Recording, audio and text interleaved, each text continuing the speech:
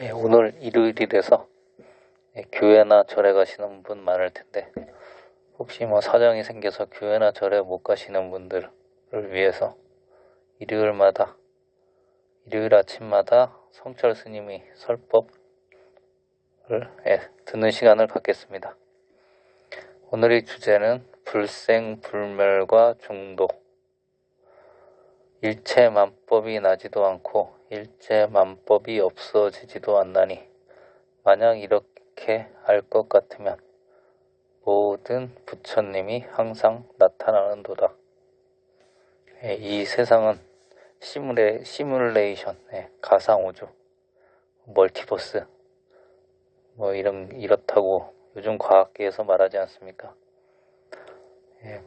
부처님은 벌써 2500년 전에 일체만법이 나지도 않고 일체만법이 없어지지도 않으니 만일 이렇게 할 것 같으면 모든 부처님이 항상 나타나는도다. 이런 가상우주를 알고 계셨던 듯합니다. 이것은 화엄경에 있는 말씀인데 불교의 골수입니다. 결국 팔만대장경이 그렇게 많지만 한마디로 축소하면 불생불명이라고도 할 수 있습니다. 불생불멸이 불교의 근본 원리이고 부처님은 뭘 깨쳤느냐 하면 불생불멸을 깨친 것입니다. 그래서 이것을 자세하게 설명하면 팔만대장경이 다 펼쳐지게 되는 것입니다. 그런데 보통 상식적으로 생각해보면 세상 만물 전체가 생자필멸입니다. 난자는 반드시 없어진다는 말입니다. 생자는 필멸인데 어째서 모든 것이 나지도 않고 멸하지도 않는다 하셨는가? 그것은 빨간 거짓말이 아닌가? 당연히 그런 질문도 할 수 있을 것입니다. 세상에 생자 필멸이 아닌 것이 무엇이 있습니까? 무엇이든지 낫다고 하면 다 죽는 판입니다. 그런데 왜 부처님은 모든 것이 다 불생불멸이라고 하신 것인지 이것을 분명히 제시해야 안 되느냐 말입니다. 그것도 당연합니다. 이것을 참으로 발로 알려면 도를 확철히 깨쳐서 일체가 나지도 않고 일체가 멸하지도 않는 이 도리를 바로 알면 그때는 아무 관계 없습니다. 그렇게 되기 전까지 누구든지 의심 안 할래야 안 할 수 없습니다. 모든 것이 일체만법이 불생불멸이라면 이 우주는 어떻게 되는가? 그것은 상주불멸입니다. 그래서 불생불멸인 이 우주를 교회에서는 상주법계라고 합니다. 항상 머물러 있는 법이 세계라는 말입니다. 그리고 법화경에서는 이렇게 말씀하셨습니다. 이 법의 자리에 머무나니 세간상 이대로가 상주불멸이니라. 이 법이란 불생불멸이 법을 말합니다. 천삼나 지만상 전체가 다 불생불멸이 위치해 있어서 세간의 모습 이대로가 상주불멸입니다. 세간의 모습은 언제나 시시각각으로 생멸하는 것이지만 그것은 겉보기일 뿐 실내 내용에 있어서는 우주 전체가 불멸입니다. 이것은 모든 만법의 참모소로 불법에서는 제법의 실상이라고 합니다. 또 화엄경에서는 그것을 무진연기라고 합니다.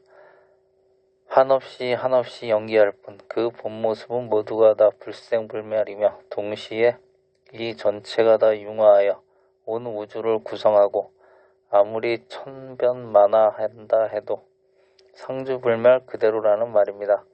그래서 이것을 바로 알면 불교를 바로 아는 동시에 모든 불교 문제가 다 해결되는데 이것을 바로 모를 것 같으면 불교는 영영 모르고 마는 것입니다. 그렇다면 누구든지 다 산중에 들어와서 눈 감고 앉아 참선을 하든지 도를 닦아 결국에는 깨쳐야지 안 깨치고는 모를 형편이니 이것도 문제가 아니냐. 그것도 당연한 질문입니다. 그런데 설사 도를 깨치기 전에는 불생불멸하는 이 도리를 확연히 알지 못하더라도 요새는 과학 만능 시대이니 이것을 과학적으로 좀 더 근사하게 풀이할 수 있다 이 말입니다. 그렇다면 불생불멸하고 과학하고 무슨 관계가 있는가? 자고로 여러 가지 철학도 종교도 많지만 불생불멸에 대해서 불교와 같이 이토록 분명하게 주장한 철학자도 없고 종교도 없습니다. 그래서 이 불생불멸이라는 것은 불교의 전용이요 특권으로 되어 있습니다. 그런데 과학이 자꾸 발달되면서 요새는 불교의 불생불멸에 대한 특권을 과학에게 빼앗기게 되었습니다. 어째서 빼앗기게 되었는가?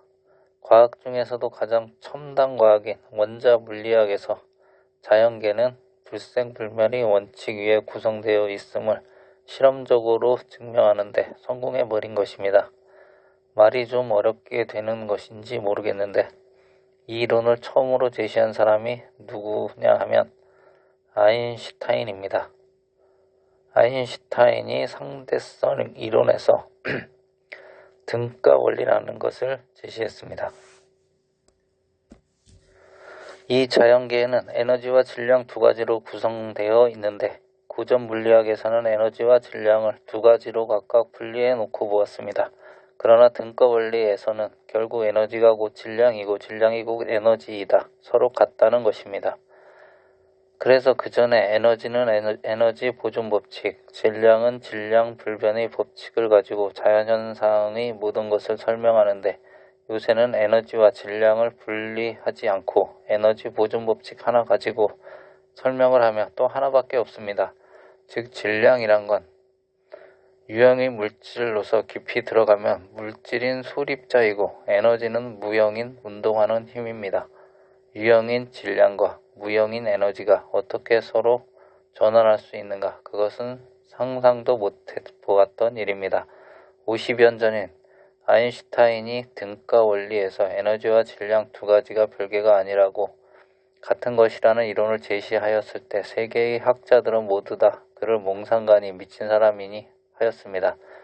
그런 이론, 즉 에너지와 질량이 어떻게 같을 수 있는가 하고 그래도 아인슈타인이라는 사람이 미친 사람이 아니고 함부로 말하는 사람이 아닌 만큼 학자들이 수십 년 동안 연구하고 실험을 거듭한 결과 마침내 질량을 에너지로 전환하는 데 성공했습니다. 그 성공의 첫 응용 단계가 원자탄, 수소탄입니다. 질량을 전환시키는 것을 핵분열이라고 하는데 핵을 분열시켜보면 거기에는 막대한 에너지가 발생한다고 합니다. 그때 발생되는 에너지, 그것이 천하가 다하는 원자탄인 것입니다. 이 핵이 분열하는 경우이고 핵이 융합하는 경우에도 그렇습니다. 수소를 융합시키면 헬륨이 되고 거기서는 막대한 에너지가 나온다고 합니다. 이것이 수소탄이 되는 것입니다. 이렇든 저렇든 그 전에 에너지와 질량이 완전히 분리하여 별개의 것으로 보았다는 것입니다. 과학적으로 실험한 결과 질량이 에너지고 완전히 전환되는 것입니다. 그리하여 원자탄이 되고 수소탄이 된다는 말입니다. 그런 실험에서 처음으로 성공한 사람은 미국의 유명한 물리학자인 앤더슨이라는 사람으로 그는 에너지를 질량으로 또 질량을 에너지로 전환하는 실험에 성공하였습니다. 그러나 이 실험은 광범위하지 못했습니다. 그 후 세그레라는 이탈리아 학자로서 무솔리니에 쫓겨서 미국에 가서 산 유명한 학자가 있었습니다. 그 사람은 여러 가지 방법으로 실험한 결과 여러 형태의 각종 에너지가 전체적으로 질량으로 전환되고 또 각종 질량이 전체적으로 에너지로 전환되는 것을 입증했습니다. 이것을 물과 얼음에 비유하면 아주 알기 쉽습니다. 물은 에너지에 비유하고 얼음은 질량에 비유합니다. 물이 얼어서 얼음이 되면 물이 없어졌습니까? 물이 얼어서 얼음으로 나타났을 뿐 물은 없어지지 않았습니다. 얼음이 녹아서 물이 되면 얼음이 없어졌습니까? 얼음이 물로 나타났을 뿐 얼음이 없어지지 않았습니다. 결국 물이 얼음으로 나타났다. 얼음이 물로 나타났다 할 뿐이고 그 내용을 보면 얼음이 즉 물이고 물이 즉 얼음입니다. 에너지 질량과도 이와 똑같습니다. 에너지가 질량으로 나타나고 질량이 에너지로 나타났을 뿐 질량과 에너지가 따로 없습니다. 이것은 처음부터 상대성 이론에서 제창되었지만 양자론에서도 여전히 적용됩니다. 물과 얼음이 서로 다르게 나타날 때에 물이 없어지고 얼음이 생긴 것이 아닙니다. 물 그대로 전체가 얼음이 나타난 것입니다. 물이 없어진 것이 아니고 얼음이 새로 생긴 것이 아닙니다.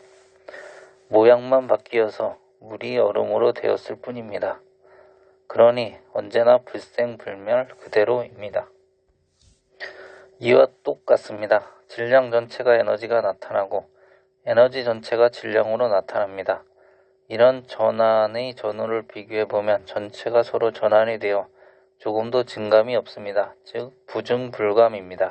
불생불멸이니 의당 부중불감 아니겠습니까? 동양사상을 잘 아는 일본 물리학자들은 에너지 질량 관계가 불생불멸이요 부중불감 그대로라고 아주 공공연히 말합니다. 그러나 서양 사람들은 불교 용어를 잘 모르니까 이런 표현을 그대로 못해도 그 내용에는 똑같이 에너지 질량 관계가 보존된다고 합니다. 보존된다는 것은 없어지지 않는다는 말입니다. 불생불멸, 부중불감의 세계를 불교에서는 법의 세계, 즉 법계라고 합니다. 항상 주에 있어서 없어지지 않는 세계, 상주법계라는 말입니다. 이처럼 에너지 질량의 등가 원리에서 보면 우주는 영원토록 이대로 상주불멸입니다. 상주법계란 말입니다. 그래서 자연계를 구성하고 있는 근본 요소인 에너지와 질량이 불생불멸이며 부중불감이라는 것입니다. 이렇게 되면 자연계는 어떻게 되는가? 자연계, 즉 우주법계라는 것은 근본적으로 봐서는 에너지와 질량 두 가지로 구성되어 있는 만큼 에너지가 질량이고 질량이 에너지여서 아무리 전환을 하여도 증감이 없으며 불생불멸 그대로입니다. 이렇게 하여 우주는 이대로가 불교에서 말하는 상주불명일이 안 될래야 안 될 수 없습니다.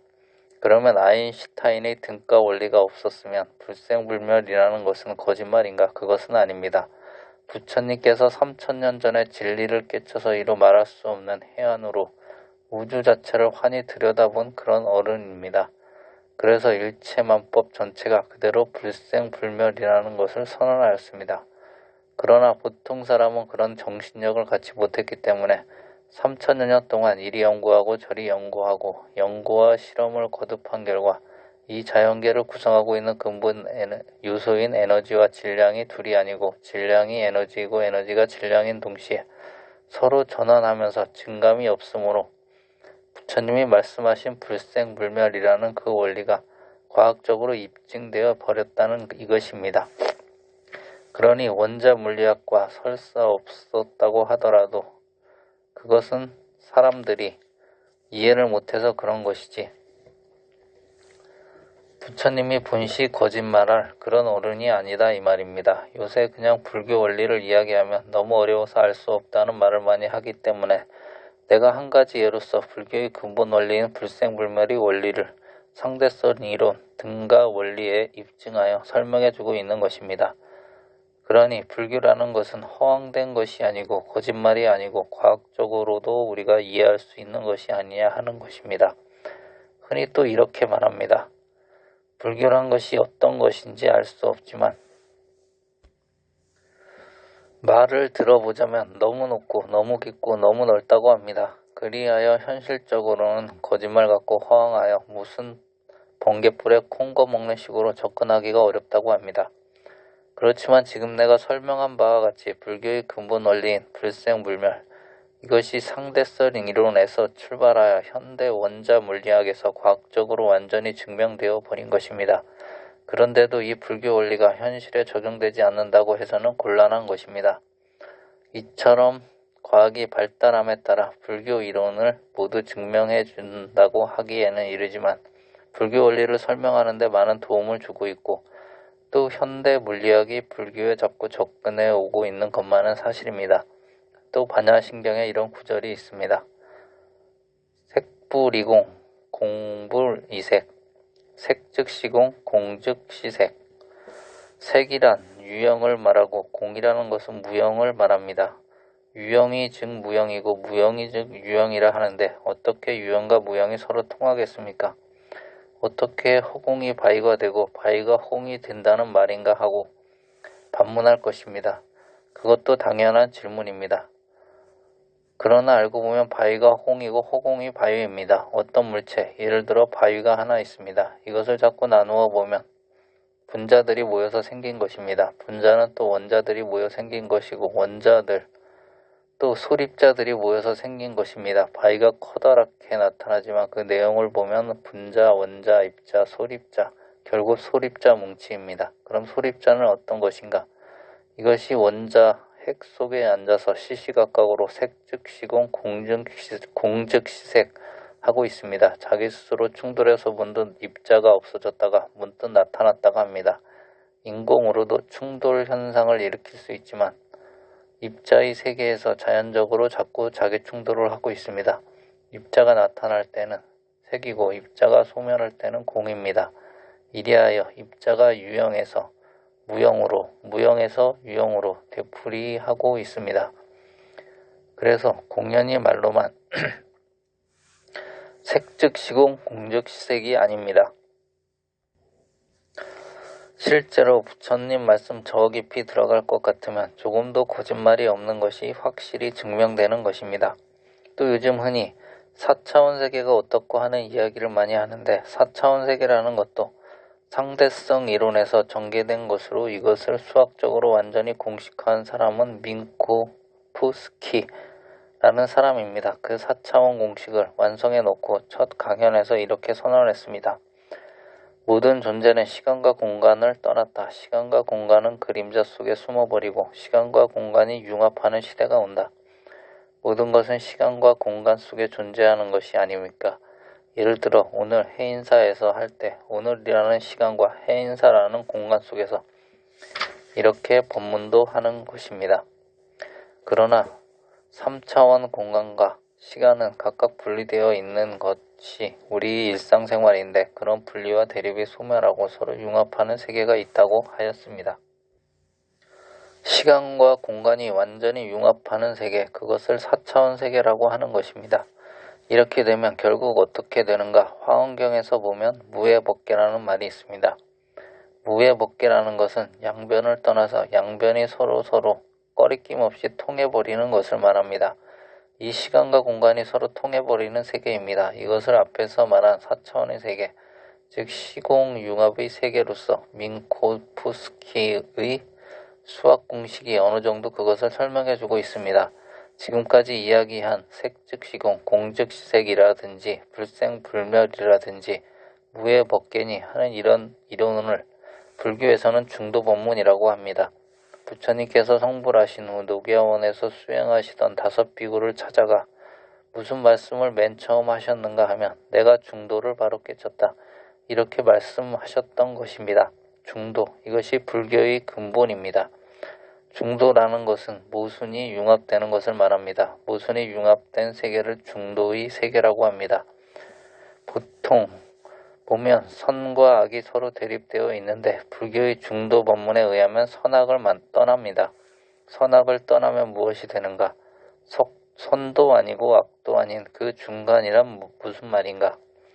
그것이 아닙니다. 선과 악이 서로 통해버리는 것입니다.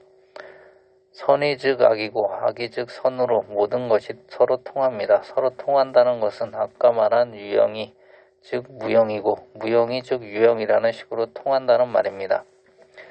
그래서 중도 법문이라는 것은 일체만물, 일체만법이 서로 융화하는 것을 말합니다. 모든 모순과 대립을 완전히 초월하여 전부 융화해버리는 것, 즉 대립적인 존재로 보았던 질량과 에너지가 융화되어 한 덩어리가 되어버리는 것입니다. 그런데 흔히 중도라 하면 중도는 중간이다 하는데 그것은 불교를 꿈에도 모르고 하는 말입니다. 중도는 중간이 아닙니다. 중도라 하는 것은 모순 대립된 양변인 생멸을 초월하여 생멸이 서로 융화하여 생이 즉 멸이고 멸이 즉 생이 되어버리는 것을 말합니다. 에너지가 질량으로 전환될 때 에너지는 멸하고 질량이 생기지 않습니까? 그러니까 생이 즉 멸인 것입니다. 질량이 생겼다는 것은 에너지가 멸했다는 것이고 에너지가 멸했다는 것은 질량이 생겼다는 것입니다. 그러니 생멸이 완전히 서로 통해버린 것입니다. 이렇게 되면 불교에서 말하는 중도라는 것을 조금 이해할 수 있을 것입니다. 내가 지금 이야기한 것을 종합해 본다면 불교의 근본은 불생불멸에 있는데 그것이 중도다. 그런데 불생불멸이라는 것은 관념론인가? 관념론은커녕 실증적으로 객관적으로 완전히 입증되는 것이다. 즉 아인슈타인의 상대성 이론에서 등가 원리가 그것을 분명히 입증했던 것입니다. 그래서 불교는 참으로 과학적이라고 한다면 이보다 더 과학적일 수는 없다는 말입니다. 중도란 모든 대립을 떠나서 대립이 융화되어 서로 화합하는 것인데 부처님께서는 그것을 어떻게 말씀하셨는가? 대립 중에서도 철학적으로 볼 것 같으면 유무가 제일 큰 대립입니다. 있다 없다 하는 것, 중도라 하는 것은 있음도 아니고 없음도 아닙니다. 있는 것과 없는 것을 떠나버렸습니다. 그리고 거기에서 다시 유와 무가 살아난다는 식입니다.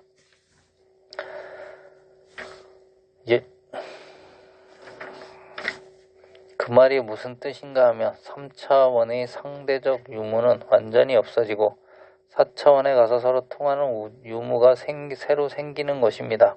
그리하여 유무가 서로 합해져 버립니다.